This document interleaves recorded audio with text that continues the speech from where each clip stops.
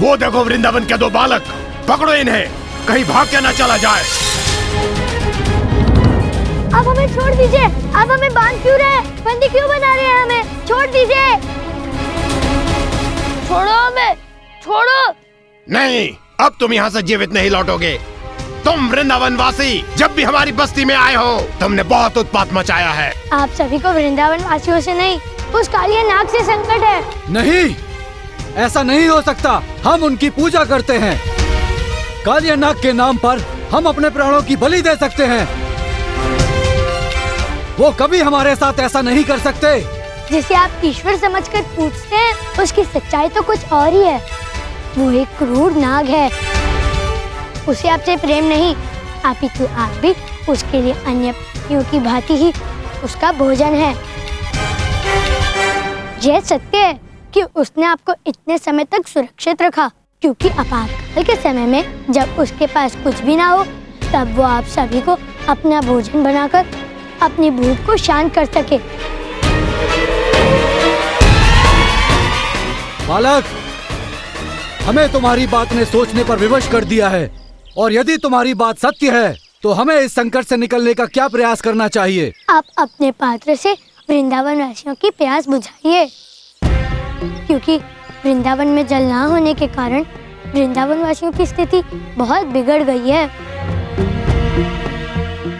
यदि आप किसी की समस्या का समाधान बनेंगे, तो श्री हरि स्वयं आपकी समस्या का समाधान आपके समक्ष प्रस्तुत करेंगे।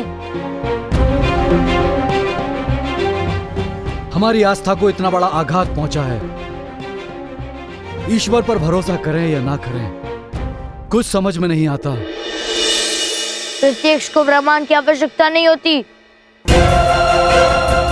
आपको क्या लगता है कि नागों का आक्रमण और विष की वर्षा का प्रभाव वृंदावन पर क्यों नहीं पड़ा? और आज ही नहीं, पहले भी वृंदावन वासी बड़े बड़े संकटों से कैसे बच पाए? श्री हरि की कृपा से उनकी शरण में आकर समर्पित कर देने वाले हर व्यक्ति की चिंता वो करते हैं। ठीक है, आज से हमारे पात्र का जल वृंदावन वासियों को मिलेगा।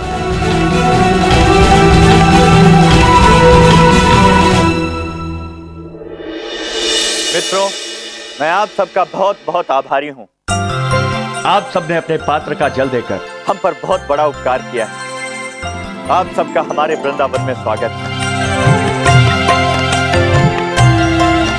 चलो बहन, अपनी अपनी मटकी ले लो। आज जल के साथ साथ सद्भाव का मार्ग भी मिल गया। हम जल भर कर लाते हैं और फिर घर आकर अपने हाथों से भोजन बनाएंगे हमारे सफेरे भाइयों के लिए। सुन लीजिए आप सब, आज आपका भोजन हमारे साथ ही है। चलिए आइए।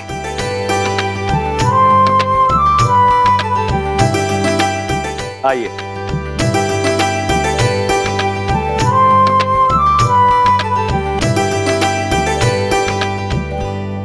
स्वामी, हमारी चाल पे तो पानी फिर गया। अब क्या होगा? अब नागराज कालिया क्रोधित होगा और उन विश्वासघाती सपेरों को दंड देगा, क्योंकि इन्होंने जो विश्वासघात किया है उसके लिए इनको दंड मिलना आवश्यक है। चलिए राव, हम भी तो देखें उस कालिया का क्रोध। चलो कान्हा। चलो मित्रों, आज हम सभी यमुना के तट पर क्रीड़ा करने चलते हैं। वहाँ क्रीड़ा करने में बड़ा ही आनंद आता है। नहीं कान्हा, हमें वहाँ नहीं जाना चाहिए। यमुना नदी में जाने में खतरा है। सुना है यमुना नदी में जहाँ सभी जलाशय का जल एकत्रित होता है, वहाँ एक विशालकाय नाग है। जानता हूँ मित्रों, और मैंने ये भी सुना है कि वो नाग यमुना के भीतर ही रहता है, बाहर नहीं आता। और हम थोड़ी जल के भीतर जाने वाले हैं। हम तो यमुना के तट पर ही खेलने वाले हैं। चलो ना मित्रों, फिर कैसा भय होगा। चलो ना। कान्हा, भले ही वो बाहर ना आता हो, फिर भी हमें वहाँ नहीं जाना चाहिए।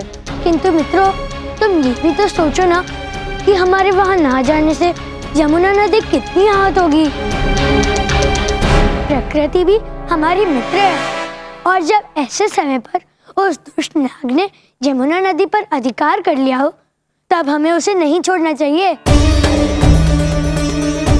मित्रता की है तो उसे निभाना भी सीखो। आज तक यमुना नदी ने हमारे लिए कितना कुछ किया है। हमें जल के साथ साथ कितने सारे सुखद अनुभव दिए हैं। जल क्रीड़ा करना, तैरना और यमुना के तट पर भोज करना, ये सब कुछ यमुना के बिना अधूरा है। यमुना नदी हमारे वृंदावन और विशेषकर बाल वालों को बहुत प्रेम करती है। क्या पता हमें फिर से क्रीड़ा करते देख उसमें फिर से पानी भर जाए।